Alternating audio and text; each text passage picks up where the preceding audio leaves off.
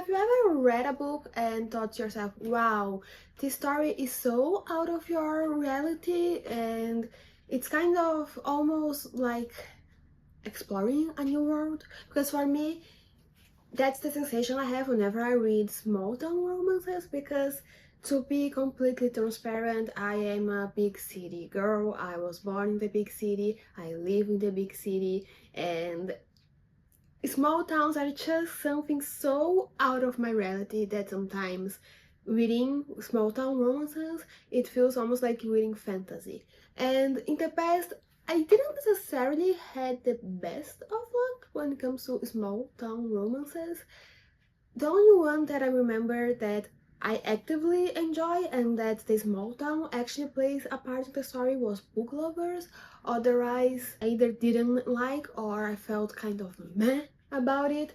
So, all the rambling is to say that in today's vlog, we will be reading only small town romances. And we are reading one that is very popular, and then we are reading one that is part of a series I started, and the first book was kind of meh for me. So the first book we will be reading for this video will be Flawless by Elsie Silver. This is the first book in the Chestnut Springs series, which is a series of interconnected standalone romance novels, and in general they all take place in this city called Chestnut Springs, which is a very small town in the outskirts of Calgary, Canada, and it is a very popular series.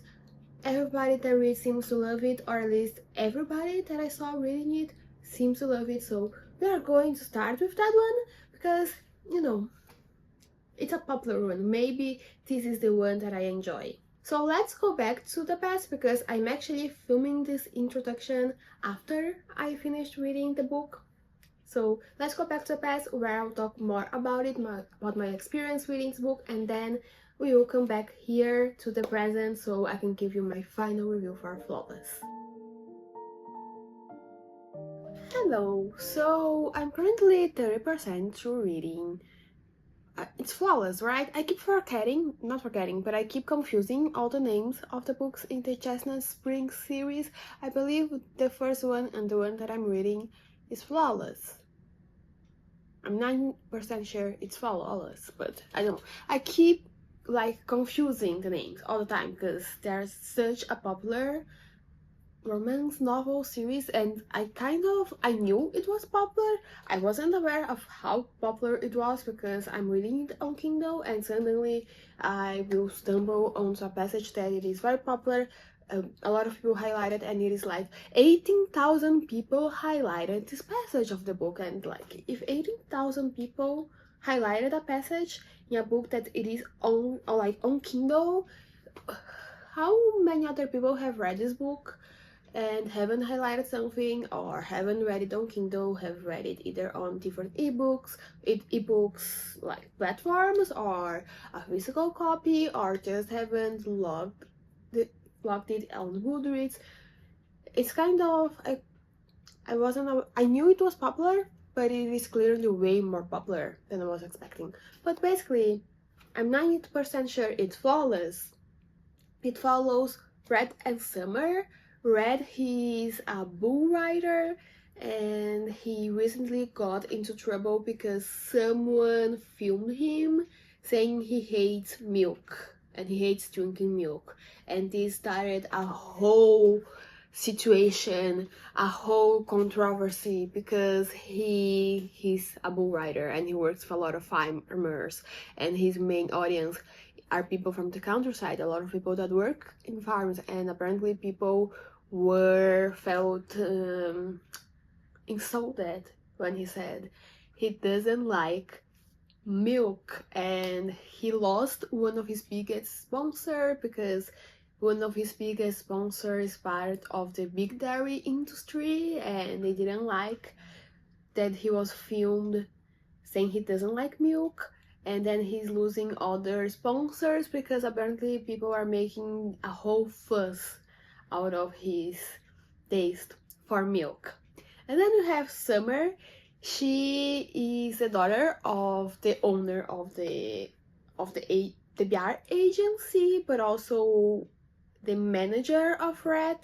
and her father sends her to basically be Red's babysitter for a few months and make sure he doesn't get into any other scandals until the end of the bull riding competition season.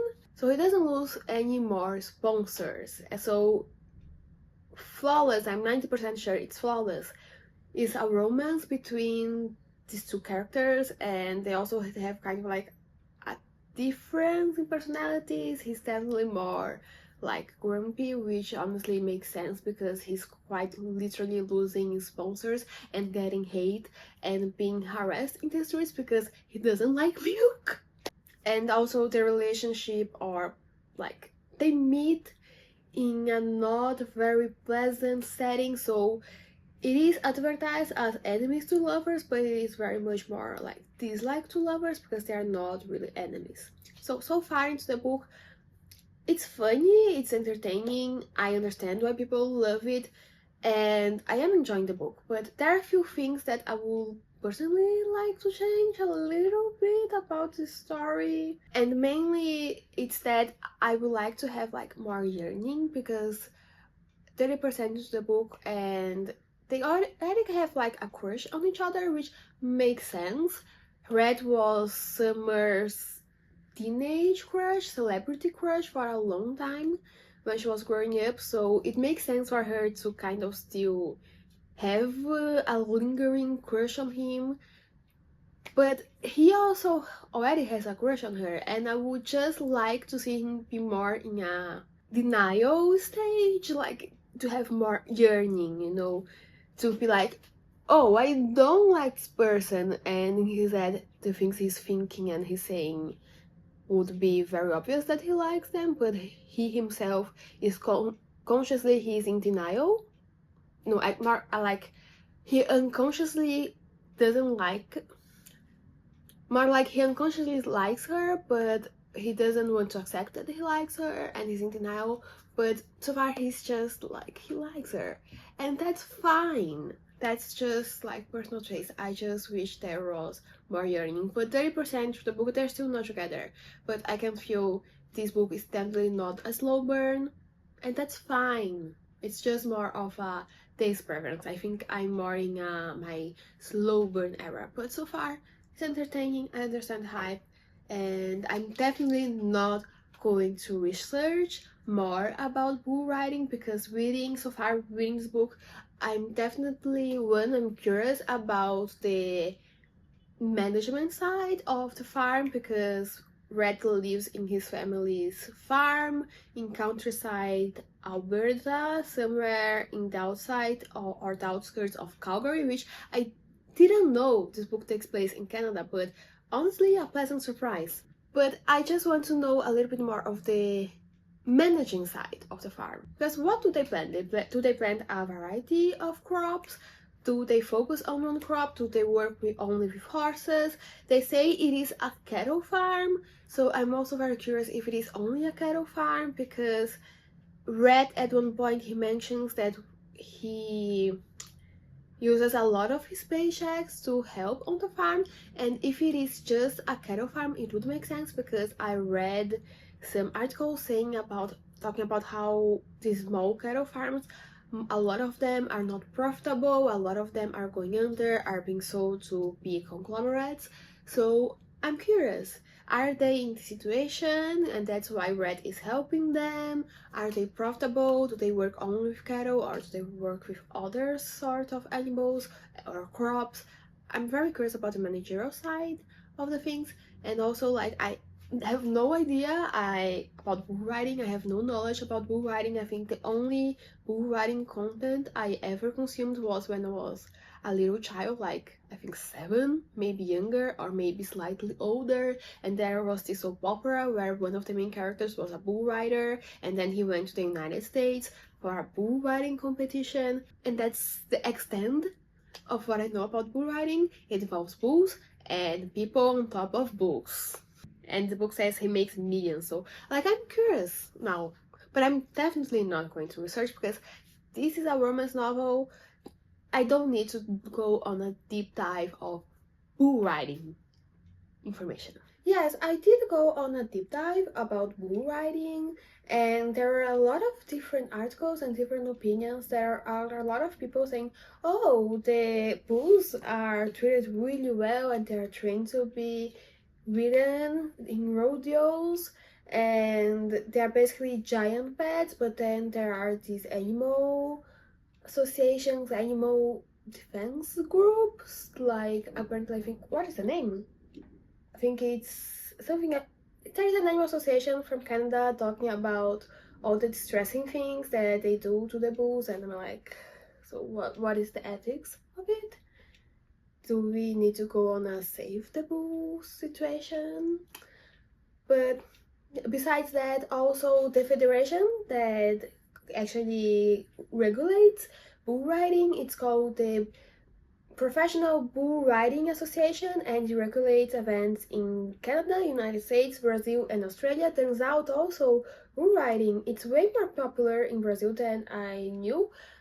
I know it is popular in Brazil because like you just hear about it and it is very popular in the countryside. Personally, I'm a big city girl, and that's why I'm reading small town romances, because I'm a big city girl. So like, apparently it's also a televised event. I never really watched it, also no real desire to watch it or to go to it, because in my head it smells like a stable, and my experience with stables is just those few times I got mildly near a stable, because I'm a big city girl and I'm also not a horse girl, so I never really spent much time in a stable. But in my head it's a rodeo would stink in a different way that the big city stinks. But yes, also apparently I was looking at the winners of the World Championship. A lot of them, there's some with English speaking names, so it is either from the United States, Canada, or Australia, but there are a lot of Brazilians, which I was surprised. I didn't know it. I knew it was popular in the countryside. Didn't know it was that popular. Apparently, allegedly, I'm not sure. I never really dove into the bull riding sphere. But also the finals, at least this year, I'm not sure if it is every single year. In the book it says the final event would be in Las Vegas. According to Google and to a website about the final events of the championship, it takes place in Arlington, Texas, at least this year. I'm not sure if it is every single year. I need to do more of a deep dive on that.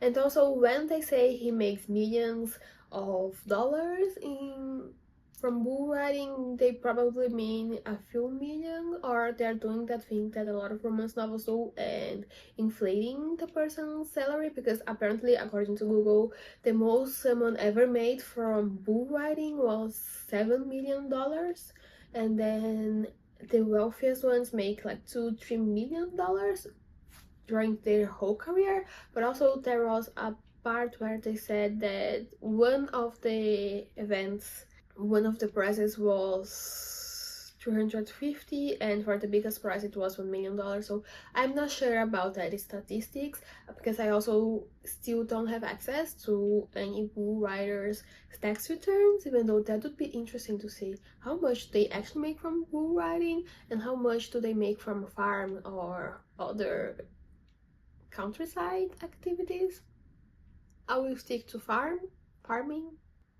Also, so far from what I could understand from what I read on Google, the definition of our main character in the book, he doesn't fit the regular mode of successful bull riders, because apparently so successful bull riders, the best ones, are not very tall, and they're also very thin, because apparently it helps with the balance. And at one moment in the book, the main character, or female main character, who is really into working out, she suggests he does some core exercises, and I'm not sure if he wasn't already aware that he needs to do core exercises, or if this is on top of the core exercises that he already does. I need to read a little bit more to see if I can get more insight on that part of his workout routine, because apparently it is very, very, very important for bull riders to exercise the core, because the whole thing about bull riding is very much on balance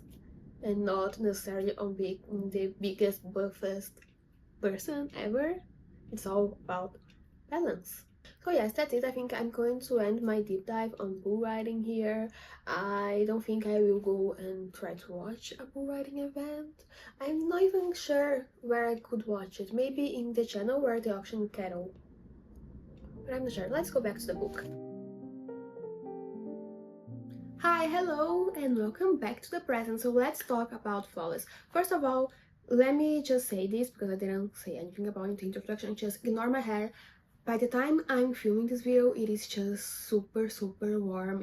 There's a heat wave outside, so my hair it's not looking the best. But going back to the book. So overall, when it comes to Flawless, I enjoyed it in the sense that it was just so fun to read. It was one of those books where I felt giddy to finish reading and to go back to this world and to figure out what is going to happen with these characters. And this is very much a smutty romance, but not one of those romances that I feel like I read quite a few of them in the past year where it was just so overwhelmingly smutty in the sense that there was a lot of smut for the smut's sake, which is something I personally don't enjoy. But in this book, if you like smutty romances, you will enjoy it because there is quite a bit of it. But at the same time, when it shows up, like when it is open door on the page, it is adding something to the narrative. So for me, this is the correct way to do smut, in my personal opinion. That's my preferred way. So if you like smut, you might enjoy this book. If you, like me, you don't really care, you also might enjoy because it's not like it's necessarily there just for the page count. Maybe you could like cut off the scene, but also it does help progress the narrative, progress the plot a little bit. But that being said, if you don't like smut, you can read just the beginning of the scene and then you read the last few phrases and you basically know how the scene will progress the plot, or you can just keep it all together because you can keep up with what is going on in the story even if you skip these portions. Is Red and Summer my favorite characters ever? No, not necessarily. I think I enjoy them as characters. I understand why they are together, which is again, it's something I really like to see in a romance because in the past I read some romances and like in recent past, like last year, beginning of this year, I read a few romances where I just didn't get why these characters were supposed to be together, how would they work. But in this book, I do understand why they want to be together, why they fell in love with each other. And in the previous clip, when I was talking about the bull riding and my brief research on bull riding, all my concerns, not my concerns, but all the things that I said was it didn't feel quite right in terms of what is reality and what is portrayed on the book. For example, the body type of our male main character. The author addresses it and there is an explanation for that. For example, his body type, the author says, the character says on the page that he is the kind of like the exception because all the other people writing these books, they fit the standard body ideal or the best kind of body type for professional bull riders.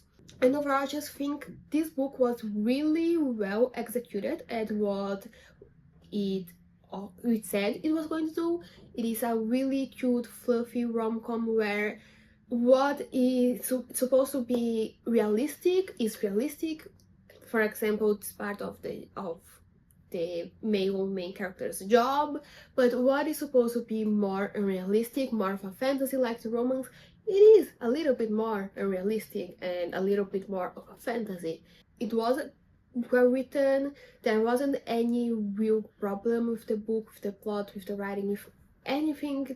At least I didn't catch any problem with this book. And overall I ended up giving Flawless 4.75 stars just because it didn't give me a 5-star review, but I feel like this book, for what it said it was going to do, for being a rom-com, I think it is a really good rom-com and I completely understand the hype. That being said though, in this video my idea was to read books about small town romances because it is also kind of a way for me to explore a different reality than what is my reality.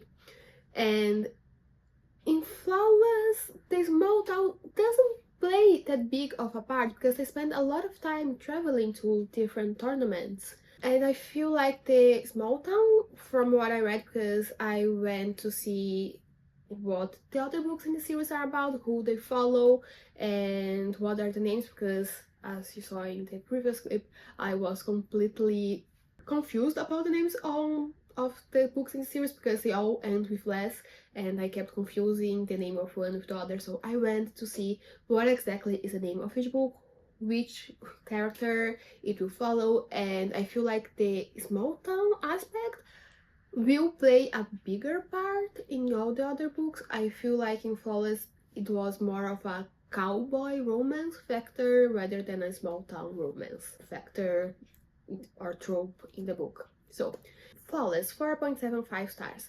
Moving on to the second book of this video, and in this one, so far, it feels like the small town will play a way bigger role in the story than in Flawless. So I started reading The Fiancé Dilemma by Elena Armas.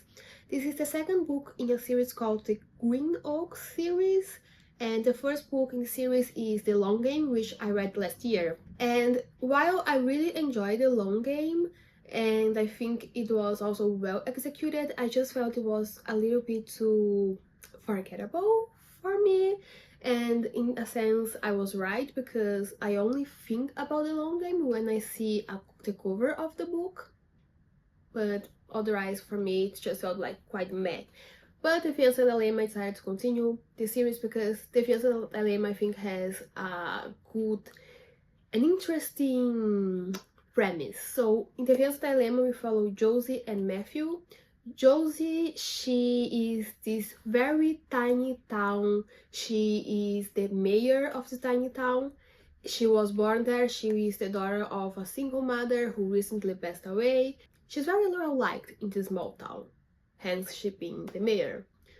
And at the end of the last book for The Long Game, we find out something about her. Skip 15 seconds if you want zero spoilers, so I'll give you 1, 2, 3. So here goes the spoiler. Josie, they find out that she is Adeline's half-sister because Adeline's father, who is this millionaire that lives in Miami, he had a one-night stand with Josie's mother many years ago, and then Josie was born, but her father was never in the picture. And Adeline finds out that he is her father, and she makes him tell her. So at the beginning of the Fiancé Dilemma, we are following the outcomes of that revelation, and basically it came kind of a scandal for Andrew because people now, when they talk about his legacy, they talk about his misstep, about the daughter he had outside his marriage, and the daughter whose life he was never really present. So he sends a PR management to Josie's house to help do some damage control. And one of the reasons they need to do the damage control is not only because she is and the reason why they have a PR crisis, it's not only because Josie is the daughter he had outside his marriage, but it is also because Josie has been previously engaged 4 different times with 4 very different men, and she left all 4 of them at the altar. She left them at the day of the wedding, and people are saying it's because she has daddy issues. So this PR manager, she arrives at her house out of the blue, and she meets Josie in kind of a compromising position, including the fact that Josie was trying on an old engagement ring that got stuck in her finger, and the PR manager sees that and she says, "Oh, so you're engaged again, I want to meet your fiancé." And then Matthew, he is Adeline's best friend who lives in Miami, but I guess he's going to this very small town to visit Adeline, and it is raining a lot and he ends up going to Josie's house instead. I'm still not sure why, because I'm still only 2 chapters into the book. But Josie immediately starts saying that Matthew is her fiancé and starts pretending that Matthew is her fiancé, and I'm still not sure what will happen.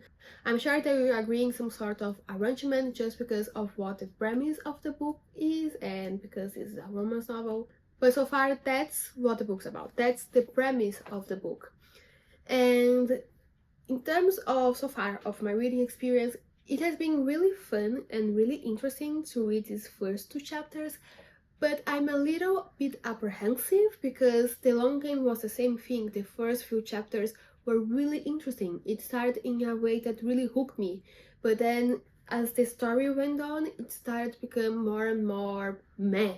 So hopefully the Fiancé Dilemma will be a little bit better, but we need to read it to figure that out. But yes, the small town, this one definitely feels a little bit more present because already in 2 chapters we have Josie's grandfather who lives with her, and he has a beef with one of his neighbors, and they actually had a fist fight involving some sort of fence that ended up in a local newspaper. We already had talk of someone else's cow that keeps sneaking away and dating the neighbor's cow, and now they are having babies. And the small town is playing a way bigger role, this sort of very tight-knit or very small community. And I'm curious about whether or not I will enjoy, because definitely the small town aspect of this book is already reminding me why for me it feels so out of my reality, because so far this very small town community and the way of living of this very small town is already feeling very far away from my reality. Because definitely for me, if I see someone I know walking the street randomly without planning, it already feels kind of weird. The whole talk about the animal life, like the animal life where I live, it's pigeons. It's not cows or all sort of animals. And I have once been to a very small town, and in some ways this environment in this book is reminding me a little bit of that, but it is also reminding me why, even though I liked visiting the small town, I can't see myself living in these very tiny towns. It's not as practical as in the city. In the big city you can go out and find almost anything, and I'm pretty sure there's some sort of concert going on where I live. There's always something to do, and in the small town you need to plan way more in advance. Things are not as practical. If you go out of your house, you'll be seeing people you know. Also, the animal life, the fauna surrounding this small town. I keep reminding myself of the time I went to the very tiny town and there was this giant frog in the street, like giant frog, or the dogs that kept walking in the street, but turns out they weren't actually dogs. They were apparently some sort of breed of wolf where they're just smaller and the same size as dogs, but they were not dogs, they were wolves. Also, everybody knowing how to kill snakes. Also, the donkey that kept walking down the street, and mosquitoes and all sorts of animal life, which I'm not used to. I'm used to pigeons. I'm curious. So far, the Fiancé Dilemma started really strong, but I'm not sure if it will say it is strong. Hopefully it will. I remember I already read The Spanish Love Deception, also by the same author, and I remember enjoying that book, but that was years ago. I think it was right when it started to become really popular on BookTok, and it was one of my first romance novels I ever read, and I have never read it since. So I always take my opinion about the books I read right at the beginning of reading romance with a little bit of pinch of salt, because I didn't have as much experience with the genre. But yes, it's a lot of rambling. Let's get back to reading The Fiancé Dilemma. Also, I need to put my hair up because it is incredibly warm. I'm not sure if the camera will catch how incredibly warm. I feel like I am in an oven. Hello, so we are back at the same spot, and I'm here to give you another update on reading the Fiancé dilemma. So, at first, right at the beginning of the book, I was a little bit, not exactly confused, but when Josie decided to embark on this lie that Matthew was her fiancé, her motivation was kind of unclear, and at the time I was like, Josie, just say what the fuck, send this woman outside your house, away from your house, and just don't do it, because she is pretending she's engaged to someone to help save the reputation of an estranged father that doesn't really care about her, and that is kind of a narcissistic ass that is only interested in salvaging his reputation because he's under fire because of his behavior, that was his choice, and that he knew what he was doing because he's a grown man and he was a grown man when he made the decision. But then a little bit after that, we understand a little bit more of what are Josie's stakes, but also what is motivating her to embark on this lie. And while I do understand why she would do this, personally I wouldn't, and I would still say fuck off and send that PR lady away from me and not do it, because she's getting into this mess just to salvage the reputation of a man that literally doesn't care about her. And the only way he seems to care about her is one, out of guilt, but also it's just to save his ass, to save his image. She starts getting more and more and more weaved, her life gets more and more weaved into this mess created by her father. And so far in the book, we understand very clearly what are Josie's motivation. In terms of Matthew is kind of like a mystery. We understand a little bit of his motivation. He's kind of like he likes to go on adventures, and he kind of seems to have a crush on her from a very early point on the book. But so far, he's very much a mystery. And by this time in the book, I feel like the Fiancé dilemma is holding up well to the premise. Also, I was talking about the long game, how I feel like it didn't hold well. Like the beginning was very promising and then it just kind of became meh. Not that the long game is a bad book, but I think the Fiancé dilemma is doing a better job at keeping my attention. One of the issues I had with the long game, looking back on it, is that we know why those characters ended up in that very small town. We know why they decided to go there. We know why they did their action. There was missing just a little part for us to truly understand what happened to them, why they decided to go to Greenock. In the Fiancé dilemma, we understand a little bit what led Josie to take this action, what happened to Josie, what led her to take some of the actions that ended up putting her in this situation. In terms of Matthew, we know about one thing, and it's still that one thing, there is a mystery to it because we don't know the full story, and like we just know a fact. We know he has been fired from his job, and it's something relating to Adeline and him being loyal to Adeline, and Adeline being Josie's sister and Matthew's best friend. But everything else about Matthew, he's kind of a mystery. There are some breadcrumbs, some Easter eggs about what might have happened to him and what some of the things happening in his personal life, why he acts this way and why he reacts in some ways that he does, but we still don't have the full picture. We don't know what happened, and I think this is really helping keeping the attention, because I want to know why exactly does Josie keep leaving her fiancés at the altar? Why she got engaged 4 times so far, but she always runs away on the wedding day, and she always leaves them on the altar. What really is happening there? What is the true story? That is Josie's mystery. In terms of Matthew, I just want to know more about him because he's such a mystery. We don't really know much about him.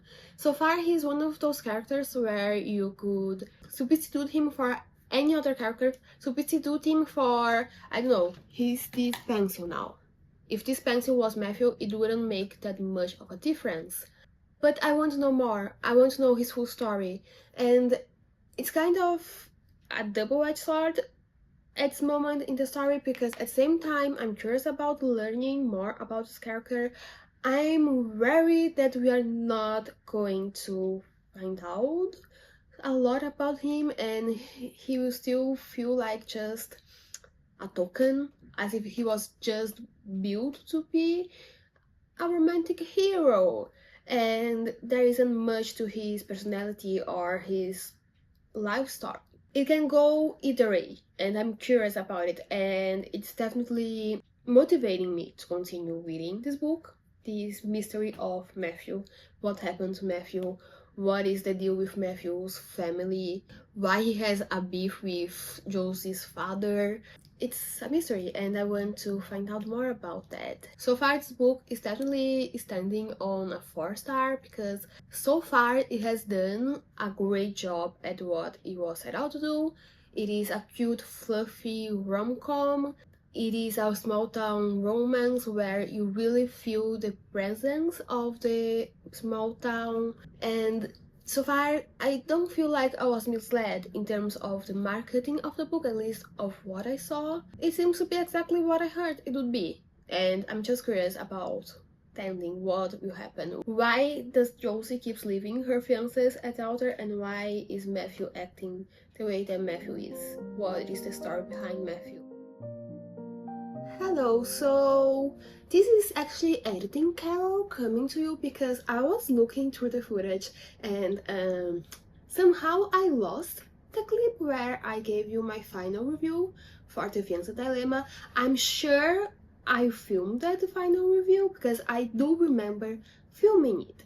But then when I went to edit, I somehow realized I misplaced this clip or I deleted this clip, so I'm coming back here to give you a final review for the Fiancé dilemma. This review definitely won't be as fresh as the original one just because it's been a while since I finished reading this book, but I do remember the book, I do remember the plot, I do remember what I felt at the moment and my thoughts at the moment, and I do vaguely remember what I said on that clip, so I'm going to try and kind of like recreate or just say everything I had to say about the Fiancé dilemma. I feel like most of the things that I had to say about this book I said in the previous clip. So by the end of the book, we do understand more about Matthew. We do understand the motivation of Matthew for doing what he was doing, and definitely by the end of the book I feel like it was a very well-rounded romance novel. It is just a very cute, fluffy rom-com. In terms of what you would expect for your average rom-com, yes, The Fiancé Dilemma, I would say it is well written. It is a book that it was well made from kind of like an objective point of view. It follows, it's just very much a cliche rom-com, and I ended up giving it 4 stars just because it was fine. I would recommend reading this book. I feel like it lacked a little bit of spark for me, and I think I said about it in the previous clip of the Spanish that I read the Spanish Love Deception by the same author many years ago, but I remember really liking it when I first read the Spanish Love Deception, which was when it was starting to get a lot of hype on Book Talk. I had read only a few contemporary rom-coms. I feel like because I haven't read that much books on the genre, it was easier to please me than it is now, because right now I've already read so many romances that it takes a little bit more effort for me to enjoy a book than it did back then. And especially considering my experience reading The Long Game and Fiancé Dilemma, I'm not 100% sure anymore how much I actually enjoyed that book.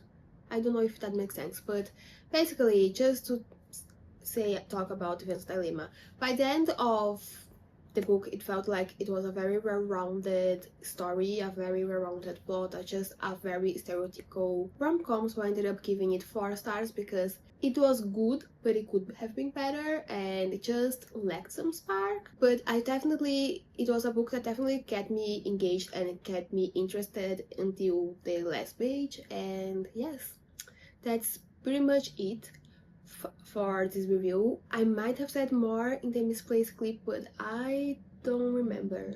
But I believe it was basically what I just said, and because I talked a lot in the previous clip. So yes, that's it for this video. If you liked it, consider leaving a like and subscribing to the channel if you want more bookish videos, and I hope to see you very soon for another one. Bye!